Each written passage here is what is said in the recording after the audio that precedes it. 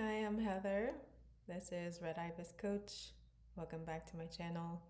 Today I want to talk to you about race and how we have not had, we as in the internet, we as in Americans, US Americans, we as in Americans in general, including South and Central Americans, uh, we we have a race problem. You want to know a really good example of that? How many people in my community come up to me and wonder if I speak Spanish? And when I tell them that I don't speak Spanish, and no, my mom and my dad are not Spanish speakers, and no, I'm from here, and you know, um, I'm a US citizen, or I'm whatever.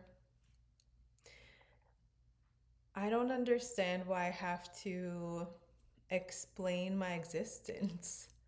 Why is my presence so vexatious to you? And not in like a defensive way, like a genuinely asking, why are you so in my business about my heritage, about my ancestry? Do you need me to get my pedigree papers out? Do you need me to explain how my grandpa migrated to Ohio during the Great Migration? Do you need me to explain exactly where in my lineage and um, at what point the enslaved people in my ancestry got free? Do you need me to explain somehow why I look like this, but I'm not Hispanic? It's just, I think the idea of race is very precarious. And I think people who either are or appear to be either racially ambiguous or mixed race, multiracial, biracial, they really call into question, people like me, call into question, like, what does it mean? What does it mean to be Black? Who gets to identify as Black? Is if you have Black ancestry, who gets to decide if you're Black? Because it used to be the government. It used to be white people looking at your papers, looking at who your parents were and deciding for you. And now we do it to each other. Hispanic people do it to each other. Um, you know, Latin Americans do it to each other. When I first met one of my friends from Ghana, he really seriously was talking to me about my research, the research that I talked about on this channel about women of color in Ireland. And he asked me straight up, like one of the first questions before he ever really got into, the small talk of getting to know each other, he was like, how do you identify? I need to know because I need to know essentially like where you're at in this race journey, because he works internationally so much and he's come to America and the US and just really dealt with the complexity of race here. And so he wanted to know how I identify, because then that helps shape how he approached me and what he thought about me based on my perspective of myself. But what I find interesting is that here in the US, and even people who are part of the diaspora, they often decide for me what my race is and how I should identify. And to me, that presents a kind of intergenerational trauma and an internalized white supremacist lens that makes it an imperative to establish in group and out group. And I understand that sometimes you have to do that for protection or safety, like psychological safety. But other times it's just being fucking nosy or rude. It's not about getting to know me as a person or other mixed race people as a person, or even someone who's light skinned who you assume is mixed race. It's not about getting to know us. It's about categorizing us. And it's about deciding that you're better than us because your pedigree doesn't decline. Your pedigree card doesn't decline. And that sounds fucked up to me because this is what white people did to us. This is what white people did to our ancestors to justify inhumane conditions, inhumane treatment, breeding us like animals. And my presence and the way I look is a reminder of that in an uncomfortable way, because it's also reminding us of the other side of that history of rape, really. So there's also intergenerational trauma just in the way that I look, because I don't, to you, visually, I don't clearly stand in one category or another. So what does that mean? What does that mean for you, and how do you view whether or not I'm a safe person to be around, to talk to be yourself around? But at the same time, that dehumanizes me and objectifies me, because instead of saying I have my own agency and my own story, you wrote the story for me, and it's like 3 sentences long, and it's about how I don't have value, and about how something my parents chose to do, if you think that I'm mixed race based on the way I look, something that my parents chose to do, or something that my ancestors chose to do, which is get married or have children together,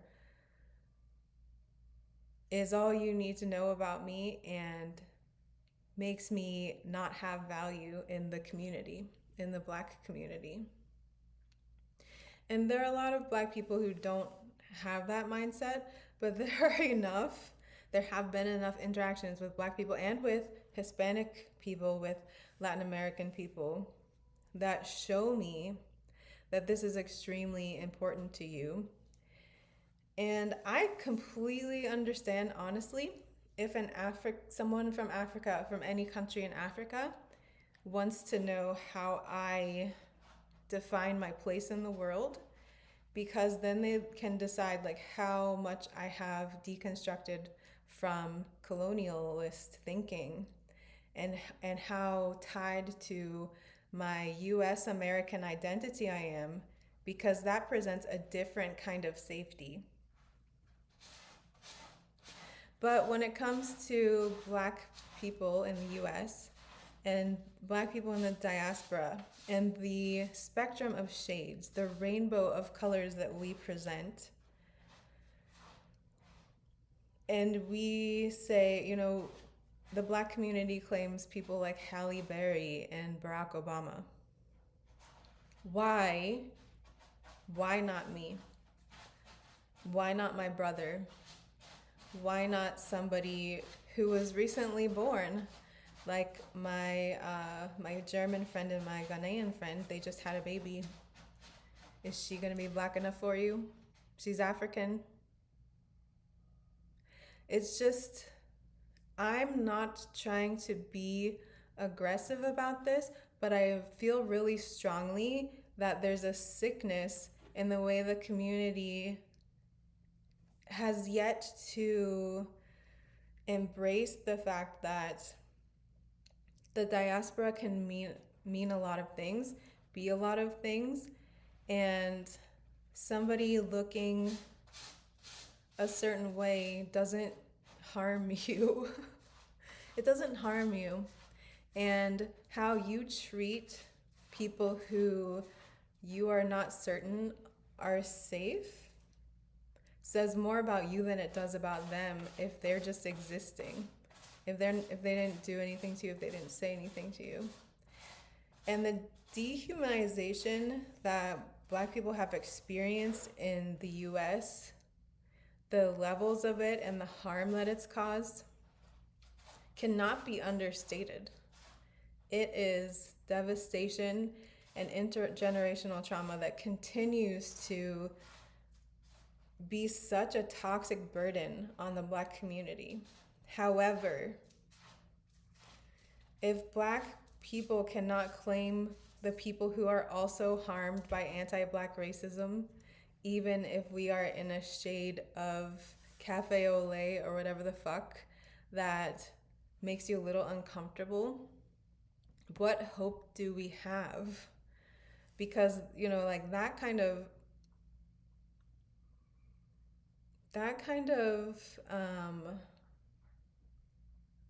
it's really like an inability to embrace the entire spectrum of the US American experience and saying that it is only one thing. And even Black women, Black people in general, who don't act Black, still struggle with this. They are treated as if they are white. They're not culturally accepted if they don't listen to hip hop and rap, if they don't dress Black. Even though we know that a lot of the hip hop and rap industry has been manipulated and massaged by white music executives to create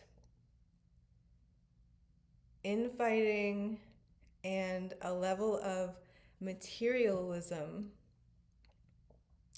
that I think is fucking us up. And I'm not saying that there's anything wrong with hip hop or rap music. However, I will always go hard that the misogyny in it is fucking stupid and makes it unlistenable. Some of the artists, some of the lyrics, and people like Chris Brown still having a platform is the stupidest fucking thing I've ever heard. I still think that we are confused in a way that shows up so transparently in the way that the Black community responds to people who are racially ambiguous, people who are confirmed to be mixed race, in a way that I feel isn't just trying to be safe.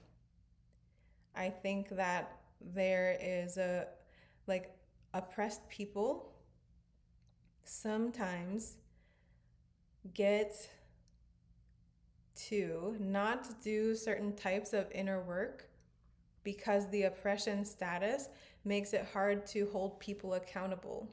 Because you can always say, like, I've been victimized by racism, and you are correct. You have been fucked up by the way that the US treats Black Americans in a way that cannot be understated, and I will never, ever say that you have not been harmed. We have all been harmed. I can say we because I've also been harmed. Do you need to know? Do you want receipts? Because my childhood was a fucking mess. um, I went to a mostly white school because my white caregiver essentially isolated me from my Black family. And my Black family was unable to interact with me or get a hold of me or reach me for my entire childhood. And I knew 20, 15 minutes away every year, the entire Black family would have family reunions, like hundreds of people. And I was never a part of that. I was not able to access my Black family. And once I reached a certain age, as I was finishing college, I was able to get back in touch with my black grandpa, and we had a conversation before I left for Australia, so this was many years ago. I'm in touch with him now, by the way. And he said, we just kind of let you go, me and my brother, because we thought that you were in better hands with with these white people. And I was like, nothing could have been further from the fucking truth. Uh, for so many reasons, being with these white caregivers was abusive and violent for me and my brother, literally and figuratively. We were both bullied in school, in the mostly white school, like 99% white, and so was any other non-white person. Um, and I know that even if I had gone to a school in a different neighborhood, like a neighborhood with more diversity, in particular, a lot more black kids, I still would have been bullied, but in a different way. I know that because even my presence in the community, once I started to drive and was able to go places by myself, people were fucking weird to me, and it never stopped until I moved away. So those are some receipts, so to speak. But you can't tell me that I don't know what your experience was like, because I was treated as black in my in the school that I went to, in the community that I was isolated in. And once I did start to have more exposure to black peers, I was sexually harassed and bullied by black men. Uh, there had to be like an intervention at my college with the football team because they would relentlessly harass me every time I went to the cafeteria. Uh, I wish I was making it up. And none of this is to say, poor me, feel sorry for me. It's literally to give you an illustration of how anti black racism doesn't miss, it doesn't skip over any person of color from the black diaspora. If we have visible blackness, if our hair has texture, we experience anti black racism. And if we're ambiguous to people in other communities, they still do this thing where they're like, I don't know what your presence means, and I want to try to map it. Like we're 23andMe. Like there was a guy literally last week who came up to me at the gym. I was about to squat 225 pounds. He could have talked to me about that. He would have been able to talk to me immediately because I like to talk about lifting. But instead, he was like, hey, where are your parents from? And I was like, what the fuck? Like, are you the census? Like, why are we having this conversation? Eventually, I asked him, like, what would knowing that about me do for you? Straight up. And he was like, oh, I just thought you're beautiful. And I'm like, if I'm beautiful, why do you need to put me in a category before you give me that compliment? What is it about the presence of people who are either light skinned or confirmed to be mixed race that makes it okay to objectify people in this way? What is it about the way you objectify yourself and the way you objectify other black people and people in the black diaspora that makes it necessary for you to continue this relic of slavery? And I'm not trying to be like super harsh about it. I'm trying to understand. This has been my entire, like, I'm an experiment. I'm an experiment. Any mixed race person or light skinned person is like an experiment to the Black community. Our lived experience is constantly testing what identity is, what racial identity is, where we get to belong, and where our credentials, our Black credentials, get denied.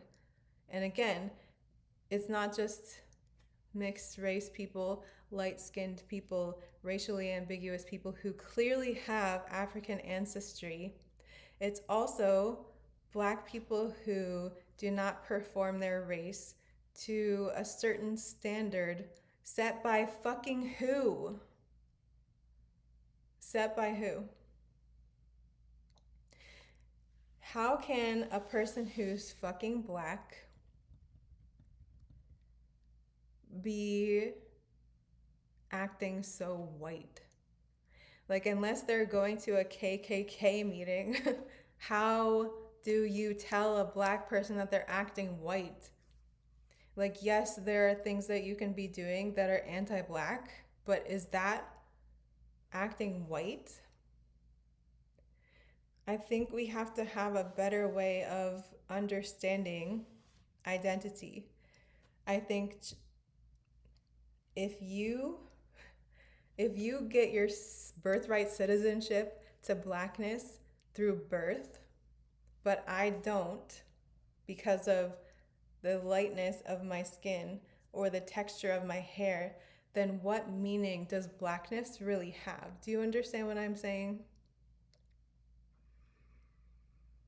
Because we are having this conversation in the wider society in the US, and also it's actually a conversation happening in Ireland too, because they ended birthright citizenship. So people who were born to non-Irish citizens did not automatically, being on Irish soil, become Irish.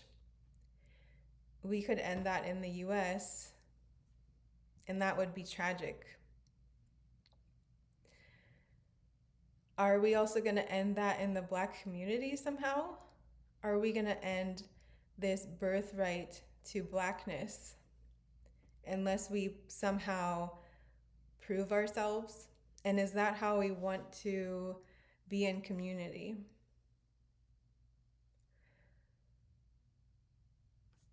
Do darker skinned people have a lot more challenges?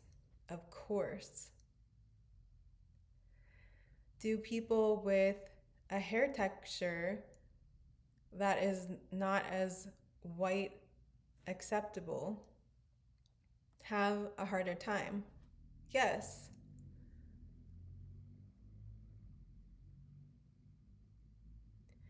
But, yes, and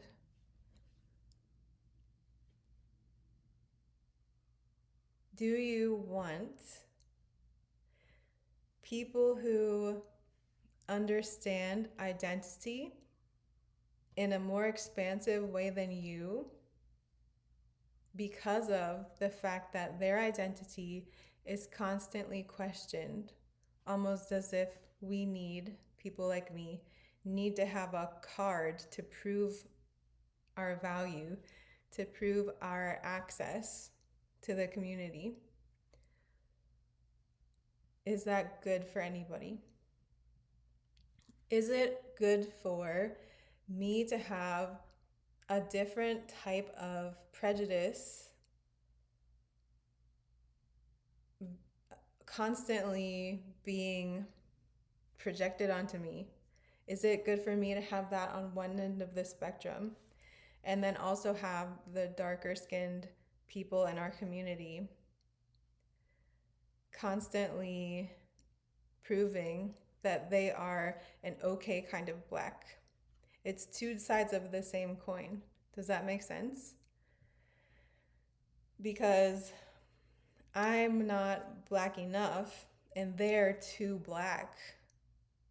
Like that they're experiencing colorism, but light skinned black people, mixed race people, what are they experiencing? It's not colorism, but it's also something that's not healthy. Because I think a healthy community doesn't need to posture like in a family that is healthy. So we're thinking about the macro and the micro. In a family that is healthy, having two parents from different races and different cultures create a child, that doesn't make that child any less of either of those cultures if the culture is not the dominant culture. And so it depends on where you live. And this is going to be, I mean, this whole video is probably controversial, but here's what I mean. In a country like the US, with white culture being the dominant culture, it kind of just fades into the background. It doesn't have a, a presence that is like standing out in terms of this is what white culture is. And sure, we can joke about what it is, but it's just kind of taken for granted that it's the default way that US American culture exists. And then we have all of these other cultures underneath that are considered not the primary, secondary, tertiary cultures, like Black American culture. And we're constantly seeing it being both devalued and objectified at different levels. We're also seeing it be co opted and appropriated in a lot of ways. So there's a lot of stuff going on with a child that doesn't have just one culture. And if the child is fully black, if both parents are black, but they are born lighter skin, they're born, born, they are born lighter skinned,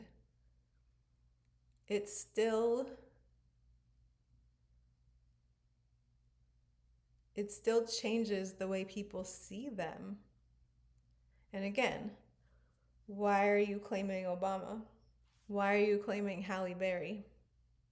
Why are you claiming mixed race people who are black and calling them black, claiming them in the community? But then, like a regular everyday person, you're going to have a lot of questions about whether or not they have a legitimacy in the black community. I just think from an outsider, from a forced outsider perspective, something about that is weird. And it feels like internalized racism and internalized anti blackness and internalized white supremacy in a way that needs a lot of unpacking. Because mixed race people are not a threat to blackness. The history of some mixed race people choosing to pass wasn't it wasn't it wasn't to betray their black parents or their black family. It was a matter of survival. So in some ways you're mad at the wrong people. You're suspicious of the wrong people. You can be mad and suspicious at a mixed race person or a light skinned person for existing, I guess. But like, how does it serve you? How does it serve the black community? If you need that in group, out group establishment so strongly, What does it say about how strong your identity really is?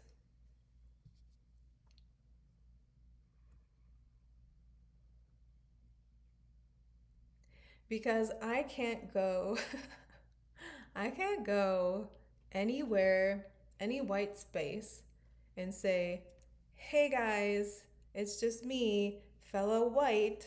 How's it going? I am one of you." No, I'm not.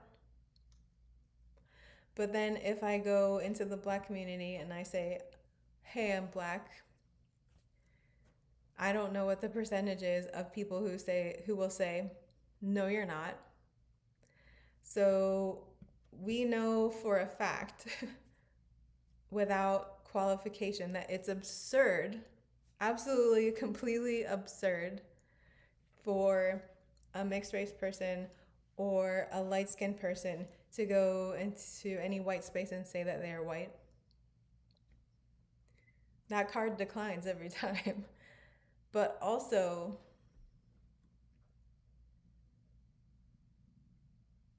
where do we go? Where do light skinned people go? Where do mixed race people go? You don't want us in the black community. Not saying everybody, again, but there are strong opinions on the internet about how we do not belong or we are a problem. We exist. A lot of us exist. More of us are going to exist every fucking day. If we're a problem, who solves that problem? We know we can't, it doesn't make sense. It makes no sense based on the history of the US to expect white people to do anything about mixed race people and light skinned people. What does the black community want to unpack, explore, accept, investigate, examine, soul search about the threat that light skinned people and mixed race people present to the black community? Because you're not always going to be able to know if the person you're talking to has two black parents, and it's weird to ask. It's fucking weird. It makes, it reduces people to a pedigree rather than a series of experiences that you might have a lot more things in common with than you would expect. And so, is culture based on experience?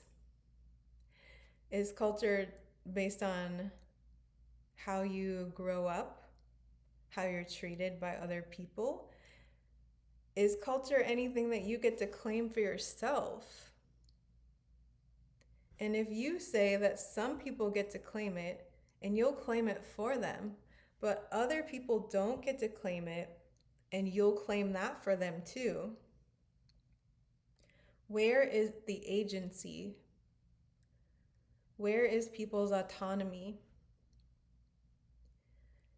What does it mean to have an identity that doesn't belong to you because other people are always telling you that it's not real?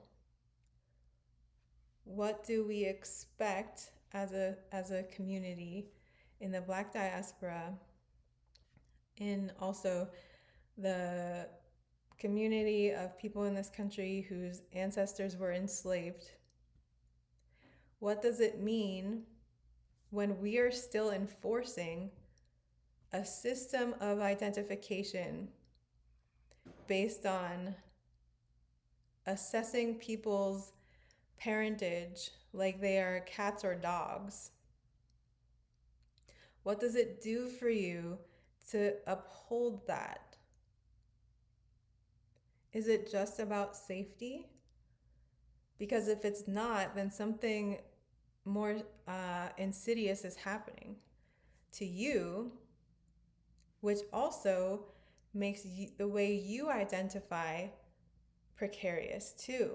Because if a light-skinned person or a mixed race person, if their identity doesn't belong to them because you decided, they don't get to have they don't get to decide for themselves how they want to exist in society, where they are placed. And we don't have another country to go to. There's no mixed race people country.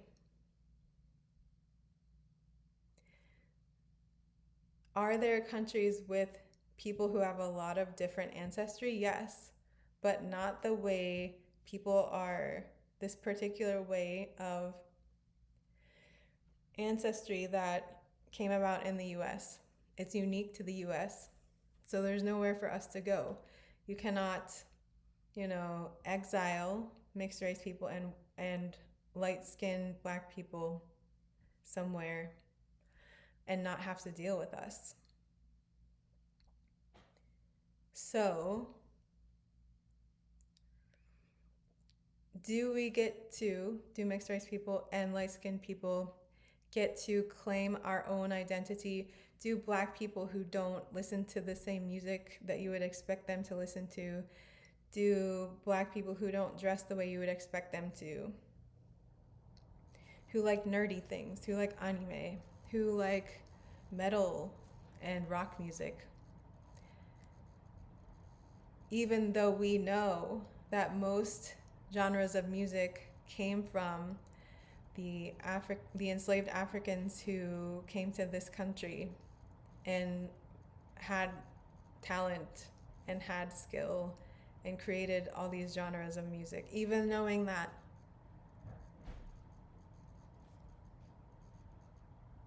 how would you like us to exist? And can you stop being offended and stop saying really like reductive shit like,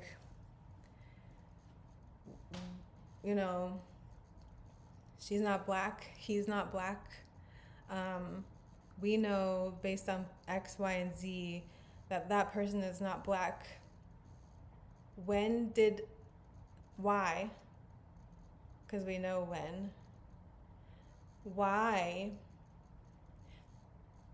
did you decide that this carceral way, this enforcement of race, this way of viewing race was the best way that the black community could be served? There are already so many rules for how black people should exist. There are already so many things like respectability, politics, and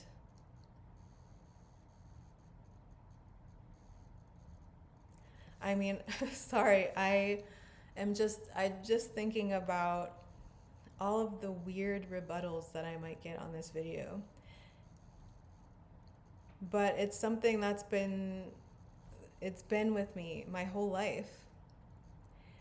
And the thing is, like, I will still be disrespected by black people that I was really who I really respect, who I was really hoping and anticipating that I would be welcomed by, that I would be friendly with. And instead people will say like, you're not black, you're mixed with something else. Or, what are you? Or, you're not black because you look like Wednesday Addams, or whatever. Just the collection of people telling me what I am and am not. All of these ways that I've been told that I'm not existing correctly and that there is no place for me in any community because I don't fit neatly into one category. This has affected, it affects me and it affects other mixed race and light-skinned people. Am I saying that we are like an oppressed class. Of course not. That makes no fucking sense. But I am saying I've been treated really poorly by white people too. I've been treated really poorly by white people enforcing the same rules about whiteness that they would enforce on you. And that includes and is not limited to being called the N word, being told that my hair is disgusting, being told that I have a weird smell, being told that I need to act more black by watching porn. Like all kinds of things that are unique things that white people will say. And then I go to the black community and I get similar weird things. And to me, it seems like the same thing. It sounds like the same thing. It lands like the same thing. But it's coming from, personally, it's coming from someone I thought I could trust. So it's very interesting. Like, black people are skeptical of mixed race people and light skinned people. But then you will say, and maybe you don't know this, but you will say something that is so similar to something a white person would say to us. And so to me, it seems very clear that you're enforcing rules of race that white people created. And it's not keeping us safe. In my opinion, it's not keeping us safe. It's not keeping the black community safe. It's not preserving blackness any better. Because they're not our rules. They're not our way of viewing the world. They were inherited from the ancestors who enslaved our ancestors. Like the descendants of ancestors who enslaved our ancestors. Does that make sense? The enforcement of race, the rules of race. They don't, the way that they have been presented to me, the way I have experienced them, is so similar to the way white people do it. It just makes me think it's not ours. And what does it mean when black people took something that wasn't made for us, that doesn't support the expansiveness of blackness? How is that harming black people more than we could ever imagine? And what would black America and even the diaspora look like if we let go of those rules?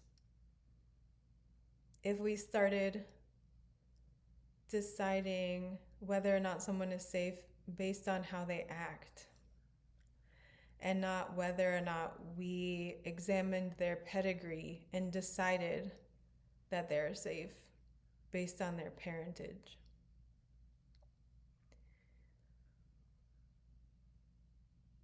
It's also occurring to me that black people with albinism also experience this. Black people who don't have pigmentation in their skin don't have that melanation. They also experience this. So I guess, like the conclusion of this video is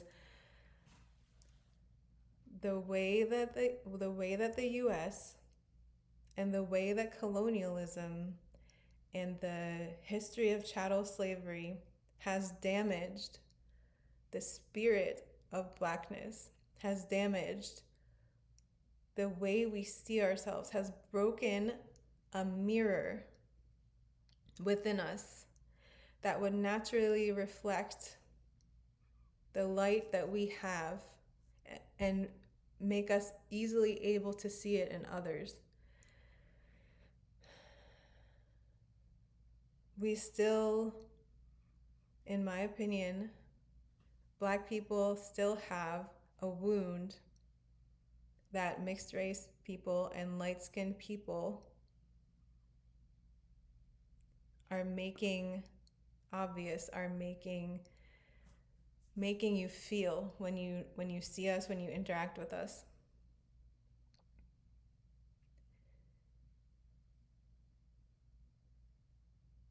Blackness is not a meritocracy. Are we accepting the best of us and the worst of us, or are we just assuming that certain people are going to be safe and others aren't, even though we know that saying skin folk aren't kinfolk?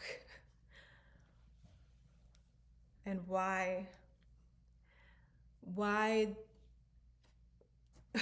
is why what does it mean for somebody to say something to my brother like you're Chinese, or somebody to say something to me like you have China eyes,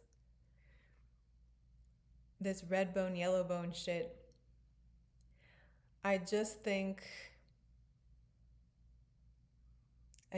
that we, you, whoever is listening to this and hasn't started a rage comment, which you're welcome to rage at me, I suppose, because I'm an easy target, because you think of me as other, even though you don't want anyone else to think of you as other, even though you know people do think of you as other, you still want to have the freedom to do it to me.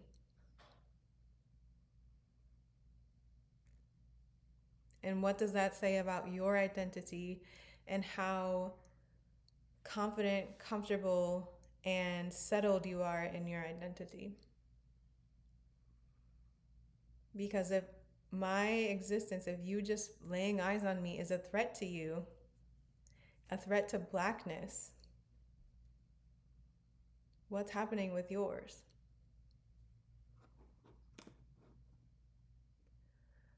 I love you. I love Black people. I love the Black community. I love the Black diaspora. I don't know why it's like this. I know that it can be better. And maybe because I've left the US, it's clearer to me. But you can go and do what you want. Just um, think about it. I'm not going to tell you what to do besides that, because you're going to do what you're going to do. Thanks for watching.